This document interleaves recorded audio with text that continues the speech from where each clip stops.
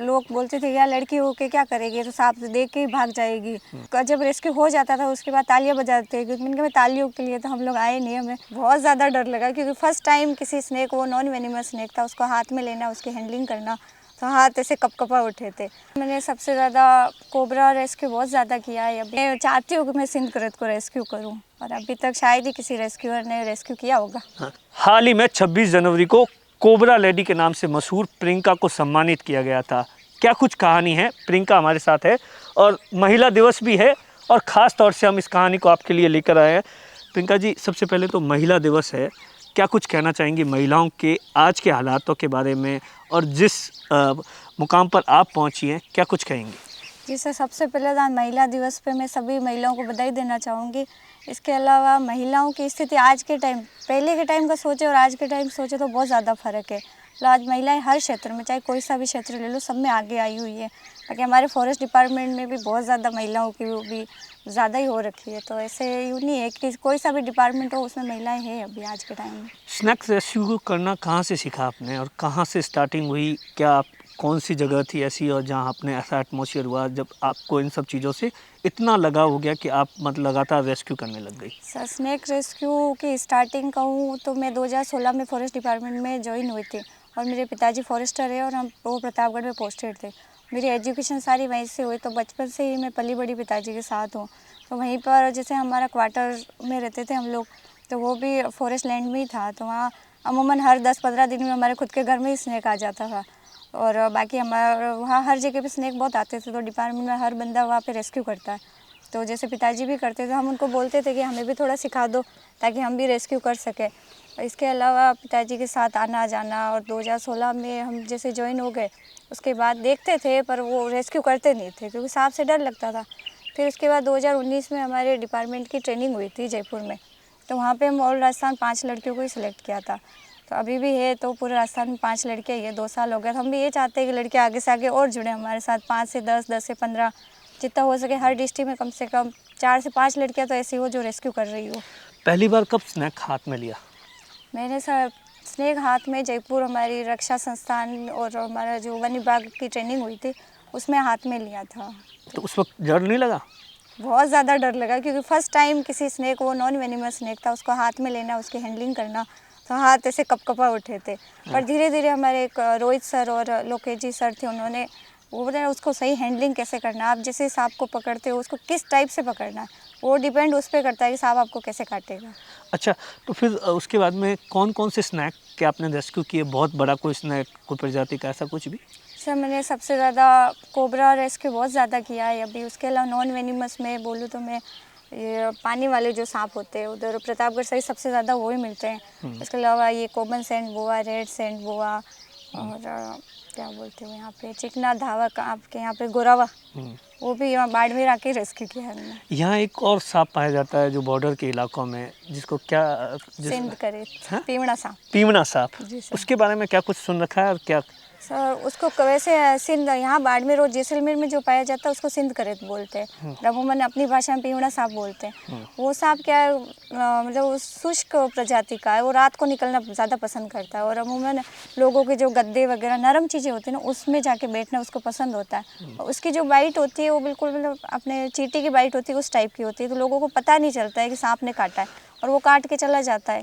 तो और ऐसा भी कहते हैं कि उसके बाद में उसकी डेथ भी हो जाती है। हाँ, क्योंकि अमूमन ये सांप रात को काटेगा आपको, तो वेनिमस है तो 3 से 4 घंटे में तो उसका जहर असर करेगा, और आप नाइट में 12 बजे आपको काटा है तो सुबह तक आपको तो पता नहीं चलता जब? हाँ नहीं, ये जब सांप काटता है तो आपको पता नहीं चलता। मतलब इसकी बाइट आप यूँ देखो चींटी के टाइप की है, तो आपने को यूँ लगेगा किसी चींटी ने काटा, तो यूँ करके घूम के सो जाओगे आप करवट बदल के, और रात को वो फिर आपके अंदर जहर पॉइजन तो असर करेगा ही अपना, तो सुबह तक आप डेथ हो सकती है। तो कभी ऐसा मौका मिले तो स्नैक इसको रेस्क्यू करने का? बिल्कुल सर, मैं चाहती हूँ कि मैं सिंध करत को रेस्क्यू करूँ, और अभी तक शायद ही किसी रेस्क्यूअर ने रेस्क्यू किया होगा। हाँ। अच्छा, एक चीज़ बताइए, महिला होकर ये सब कुछ करना कितना अपने आप में टफ था, और लोगों के क्या कमेंट्स स्टार्टिंग के दिनों में थे, और जब इतना सम्मान मिल गया उसके बाद में किस तरीके से?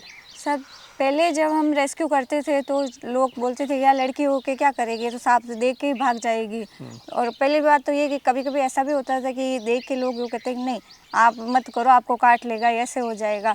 फिर धीरे धीरे लोग वो जब रेस्क्यू हो जाता था उसके बाद तालियां बजाते हैं, क्योंकि मैंने कहा तालियों के लिए तो हम लोग आए नहीं, हमें सांप को रेस्क्यू किया तो वो तो खुशी मिलती है कि आप लोगों ने इसको बचा के रखा, ताकि बुलाया किसी को तो हमने इसको बचाया। और जब हम मेरा जैसे यहाँ बाढ़ में रहने के बाद 26 जनवरी को सम्मानित किया गया, उसके बाद लोगों ने काफ़ी बधाइयाँ दी और उसके बाद से कॉल भी ज़्यादा आने लगे वन विभाग में। पहले लोग प्राइवेट वो रेस्क्यूअर को बुलाते थे, पर अब वो डिपार्टमेंट में लोगों को पता चला है कि वन विभाग भी सांप रेस्क्यू करता है, तो उसके बाद से यहाँ हमारे रेस्क्यू सेंटर में कॉल आता है तो फिर मैं उस कॉल पे चली जाती हूँ। आपने बाकी जो अपनी जो लड़कियां हैं जो आपके साथ काम करती उन सब चीज़ों का उनका भी इंटरेस्ट जगह पहले जो कहती थी कि क्या आप स्नैक रेस्क्यू करती है? हाँ, जब मैं स्टार्टिंग में यहाँ आई तो लोग बोलते थे कि क्या सांप रेस्क्यू करती है, कोई सांप रेस्क्यू करना कोई काम थोड़ी होता है, सांप से तो डर लगता है, हम देख के भाग जाते थे। यहाँ की लड़कियाँ बहुत बोलती थी मुझे, लेकिन जब वो लोग को देखा कि हाँ प्रियंका अच्छे से रेस्क्यू कर लेती है, और जब 26 जनवरी को सम्मानित किया गया डिस्ट्रिक्ट लेवल पे, तो उन लोगों ने बोले यार कि हमें भी देखना है कैसे करती है, सीखना है। तो उस टाइम काफ़ी खुशी मिली कि यही वो लोग हैं जो पहले बोलते थे कि हमें डर लगता है और अब बोल रहे हैं कि नहीं हमें भी सीखना है।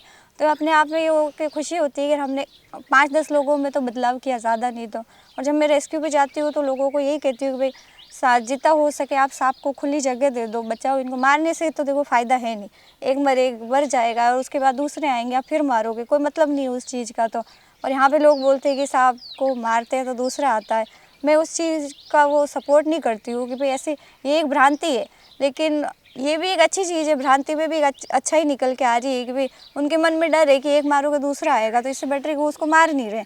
तो मैं चाहती हूँ भ्रांति चली आए तो भी बेटर है, क्योंकि सांप तो बच रहे हैं ना। परिवार वालों में कभी किसी ने मना नहीं किया कि बोले ये सब की चीज़ें एक महिलाओं को शोभा नहीं देती, अच्छा नहीं? स्टार्टिंग में पापा थोड़ा डांटते थे कि नहीं सांप, वो कि वो रेस्क्यू में उनके साथ जाती थी, पर वो तो दूर खड़ी रहे, सांप के पास नहीं आना।